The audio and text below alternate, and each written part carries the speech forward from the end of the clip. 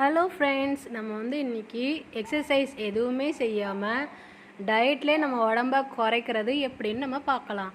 அதில் ஃபஸ்ட்டு நம்ம முளைக்கட்டின பச்சை பயிறு இருக்குது பாருங்கள். அது நீங்கள் டெய்லியுமே காலையில் எடுத்துக்கணும். முந்தின நாளே நீங்கள் தண்ணியில் ஊற போட்டு முளைக்கட்டை வச்சு மறுநாள் காலையில் ஒரு டம்ளர் பாலும் இந்த முளைக்கட்டை பயிரும் எடுத்துக்கோங்க. ரெகுலராக எடுத்துக்கணும். அதே மாதிரி இந்த கம்புமே நீங்கள் முளைக்கட்டி சாப்பிட்டா நல்லா இனிப்பாக இருக்கும்.